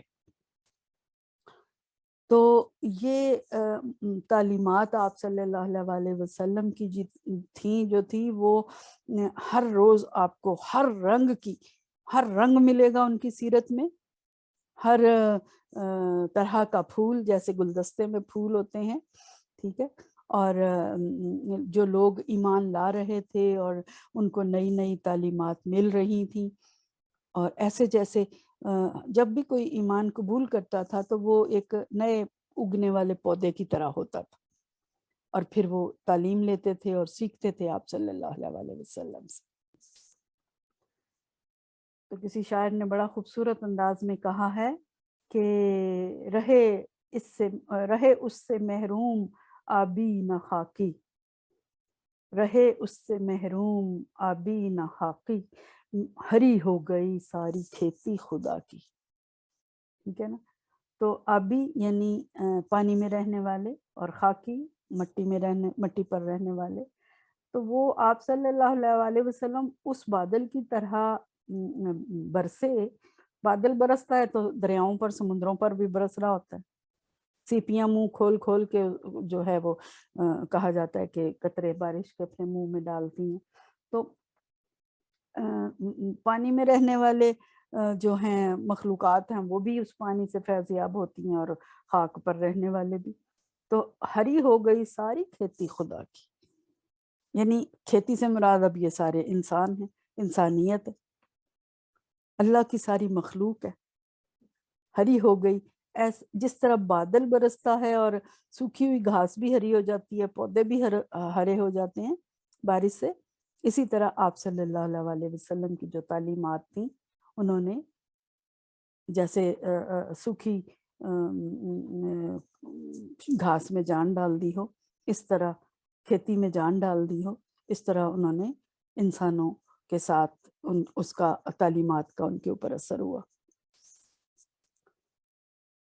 بادشاہ ہو یا گدا ہو، امیر ہو یا غریب، حاکم ہو یا محکوم، قاضی ہو یا گواہ، افسر ہو یا سپاہی، استاد ہو یا شاگرد، عابد و زاہد ہو یا کاروباری، غازی ہو یا شہید، توحید کا نور، اخلاص کی رو، قربانی کا ولولہ، خلق کی ہدایت اور رہنمائی کا جذبہ، اور بالآخر ہر کام میں خدا کی رضا طلبی کا جوش ہر ایک کے اندر کام کر رہا تھا۔ یہ اب شاید مصنف اس دور کی بات کر رہا ہے جب آپ صلی اللہ علیہ وسلم کی تعلیمات لوگوں تک پہنچ رہی تھیں، لوگ سیراب ہو رہے تھے اور رنگا رنگ پھول جنم لے رہے تھے اور پتے جم رہے تھے، اگ رہے تھے۔ اس دور میں ہر کوئی مستفید ہوا آپ صلی اللہ علیہ وسلم کے کی تعلیمات سے، ٹھیک ہے۔ ہر ایک کے اندر یہ جذبے کام کر رہے تھے، چاہے کوئی بادشاہ تھا، چاہے کوئی گدا تھا یعنی غریب مانگنے والا، امیر تھا یا غریب تھا، حاکم یا محکوم، قاضی یا گواہ، یہ جتنے انہوں نے قسمیں گنوائیں، سب لوگ جو تھے ان کے اندر توحید کا نور جاگ رہا تھا۔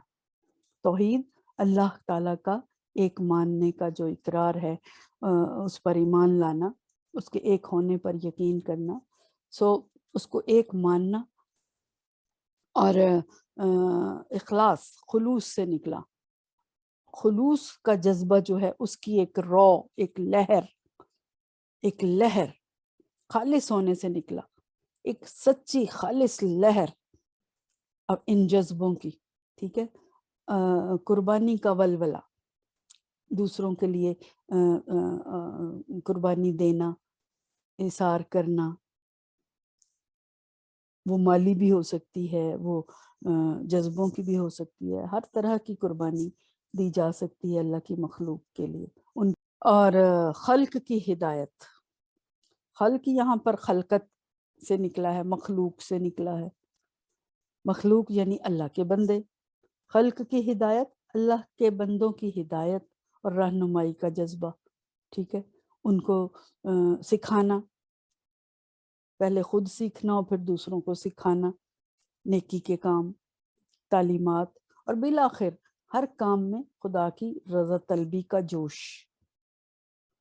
جو بھی کام کیا جائے کسی غرض کی بنیاد پر، کسی لالچ کی بنیاد پر نہ کیا جائے، اس میں خود غرضی نہ ہو، بلکہ یہ مقصد ہو کہ اللہ تعالی ہم سے راضی ہو جائے۔ صحابہ اکرام جو سیکھ رہے تھے وہ یہی تھا، جذبہ یہی تھا کہ ہم سے اللہ راضی ہو جائے۔ اس اللہ کی رضا کو پانے کے لیے وہ اپنا کل اثاثہ قربان کر دیتے تھے اللہ کی راہ میں۔ جو کچھ ان کے پاس ہوتا تھا، سب کچھ، کسی کے پاس باغ ہوتا تھا تو وہ اللہ کو راضی کرنے کے لیے باغ دے دیتا تھا، کسی کے پاس گھر کا سامان ہوتا تھا تو وہ گھر کا سامان دے دیتا تھا۔ جب اللہ کے نبی دعوت دیا کرتے تھے کہ تمہیں اس کے بدلے میں جنت کی بشارت دیتا ہوں، تو وہ لوگ دوسری بات نہیں سوچتے تھے، وہ کہتے تھے اگر آپ اس کے بدلے میں مجھے جنت کی یقین دہانی کراتے ہیں تو میں یہ باغ دیتا ہوں، میں یہ گھر دیتا ہوں، میں یہ دولت دیتا ہوں، اور وہ دے دیتے تھے، ذرا بھی نہیں دیر لگاتے تھے۔ سو مقصد کیا تھا؟ خدا کی رضا طلبی، یہ ان کی زندگیوں کا خاص مقصد ہوا کرتا تھا، اور یہ جوش اور یہ جذبہ ہر ایک کے اندر اس وقت کام کر رہا تھا۔ ہمیں بھی ضرورت ہے اس جذبے کی، اور یہ تب آتا ہے جب ایمان بہت مضبوط ہوتا ہے، تب آتا ہے۔ وہ جو کچھ بھی ہو، جہاں بھی ہو، یہ فیضان حق سب میں یکساں اور برابر تھا۔ فیضان حق یعنی اس دین کی بدولت جو فیض ان کو ملا اور یہ جذبے ان کے اندر جاگے، دین کی تعلیمات جو پیغمبر صلی اللہ علیہ وسلم نے ان تک پہنچا دی، ان کو سمجھا دی، انہوں نے اس کے بدلے میں یہ جذبے جو ان کے اندر جاگے، جن کا ذکر یہ سارا پہلے ہوا ہے، یہ اخلاص کی رو، قربانی کا ولولہ، خلق کی ہدایت، رہنمائی کا جذبہ، یہ سارے جذبے جو تھے یہ ان سب میں جو آپ صلی اللہ علیہ وسلم کے پیروکار اس دور میں تھے ان میں یکساں اور برابر تھا. کوئی کہیں بھی رہ رہا تھا، عرب میں تھا یا عرب سے باہر تھا، مکہ میں تھا یا مدینہ میں تھا یا ان دونوں شہروں سے بھی باہر تھا، جو سیکھ رہے تھے وہ سب ان چیزوں میں آگے بڑھ رہے تھے.